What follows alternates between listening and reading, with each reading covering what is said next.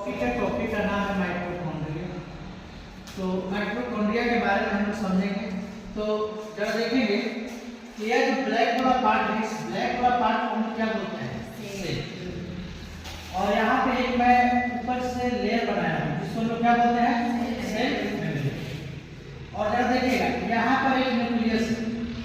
तो न्यूक्लियस अगर सेल के बिल्कुल बीच बीच होगा तो अब किसका सेल होगा? एनिमल्स। किसका सेल होगा?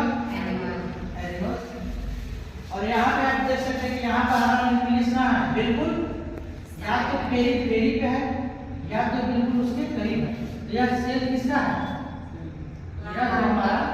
यह हमारा जो है वो किसका सेल है?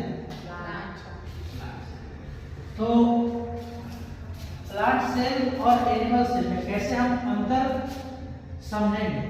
वो किसके आधार पर? न्यूक्लियस के आधार पर। न्यूक्लियस अगर सेंटर में है तो कौन सा सेल? अगर न्यूक्लियस बिल्कुल सेल मेम्ब्रेन के अबाउट है, करीब है, तो उसको हम क्या बोलेंगे? Plant cell. तो देखेंगे हम अब माइटोकॉन्ड्रिया के बारे में। तो माइटोकॉन्ड्रिया एक हमारा पार्ट किसका? सेल का। तो सेल का जो पार्ट होता है उसको हम लोग ऑर्गेनेल भी बोलते हैं। क्या बोलते हैं? तो यहाँ पर हमारा साइटोप्लाज्म भी क्या है? हमारा सेल का एक पार्ट है। तो ये भी हमारा क्या है? ऑर्गेनेल है। किसका है? सेल ऑर्गेनेल बोलेंगे। क्या बोलेंगे? Cell organelle. तो हम लोग देखेंगे कि न्यूक्लियस और सेल मेम्ब्रेन, न्यूक्लियस और सेल मेम्ब्रेन के बीच में जेली टाइप सब्सटेंस पाया जाता है and that substance is known as cytoplasm. अब यहाँ पे देखिए माइटोकॉन्ड्रिया की बातें कर रहे हैं। तो माइटोकॉन्ड्रिया का जो लोकेशन है वह हमारा साइटोप्लाज्म में ही होता है। और साइटोप्लाज्म के साथ साथ जितने सारे दुनिया का यूकैरियोटिक सेल होता है। यूकैरियोटिक सेल का मतलब क्या होता है? कि वैसा सेल, मैंने कहीं साइड लिखा है, वैसा सेल जिसके पास क्या होता है? न्यूक्लियस होता है। जिस सेल के पास न्यूक्लियस होगा उसको हम लोग क्या बोलेंगे? Eukaryotic cell. और जिस सेल के पास न्यूक्लियस नहीं होगा उसको हम लोग क्या बोलेंगे? Prokaryotic cell. तो हम जहां तक बातें करेंगे माइटोकॉन्ड्रिया का, तो माइटोकॉन्ड्रिया वहीं पे पाया जाता है जो सेल क्या होगा? यूकैरियोटिक। आइए तो हम माइटोकॉन्ड्रिया का डेफिनेशन को लिखने की कोशिश करते हैं। तो इसी डेफिनेशन में सारा का सारा डिटेल्स को मैं क्या करूंगा? इंक्लूड करूंगा। तो मैंने लिखा कि it is a part of cell. तो इसको हम लोग ऑर्गेनेल भी बोल सकते हैं। क्या बोल सकते हैं? कि a organelle which is surrounded by the double layer membrane. तो इंपॉर्टेंट पॉइंट क्या होगा कि जो हमारा माइटोकॉन्ड्रिया है, माइटोकॉन्ड्रिया हमारा सिंगल लेयर से कवर नहीं है बल्कि कितने लेयर से कवर है? डबल। तो पहला इंपॉर्टेंट पॉइंट है एग्जाम के व्यू से बहुत ज्यादा एक पॉइंट आपके लिए महत्वपूर्ण है।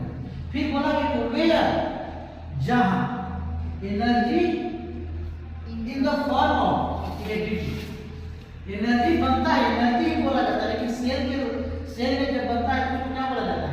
एटीपी। एटीपी के रूप में बनेगा। Is a form through the cellular respiration.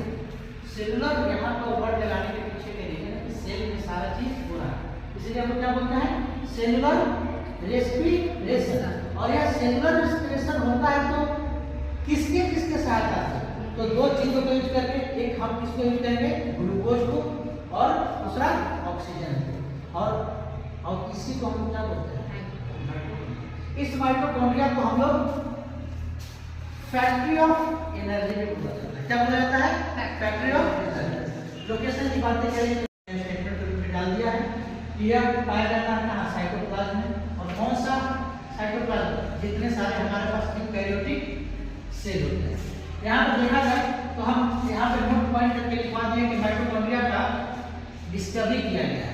हमारे सेल में जितने सारे ऑर्गेनल हैं, सारे ऑर्गेनल्स को कोई ना कोई खोज किया है और उसका नाम कोई ना कोई अलग साइंटिस्ट दिया है। यहाँ पर माइटोकॉन्ड्रिया जो हमारा एक सेल का ऑर्गेनल है, सेल का ऑर्गेनल को खोज दिया है। जिसे एग्जाम्पल सब लोग समझ सकते हैं कि हमारा क्या है? मार्कर है। लेकिन इस मार्कर को बनाया है किसी और ने, लेकिन इसका नाम मार्कर दिया किसी और को। तो उसी प्रकार से सेल का ऑर्गेनल माइटोकॉन्ड्रिया खोज दिया गया और किसके द्वारा खोजा गया? रिचर्ड अल्टमैन के द्वारा 1890 ईस्वी में। और उसके बाद उसका नामकरण जो किया गया वो नामकरण किसके द्वारा किया गया है? कार्ल बेंडा के द्वारा किया गया है 1898 ईस्वी। माइटोकॉन्ड्रिया का स्ट्रक्चर की बात हम लोग करेंगे तो कल इसका स्ट्रक्चर हम लोग देखेंगे। इसके स्ट्रक्चर को 4 भागों में बांटा गया है। एक होता है आउटर मेम्ब्रेन की बातें करते हैं, दूसरा होता है इंट्रा मेम्ब्रेन की बातें करेंगे, तीसरा होता है आपका इनर और चौथा जो सबसे लास्ट है उसको हम लोग बोलते हैं मैट्रिक्स की बातें करेंगे। तो इन सारे पार्ट को कल हम लोग डिस्कस करेंगे डिटेल्स में। आज की सभा समाप्त की जाती है। पुनः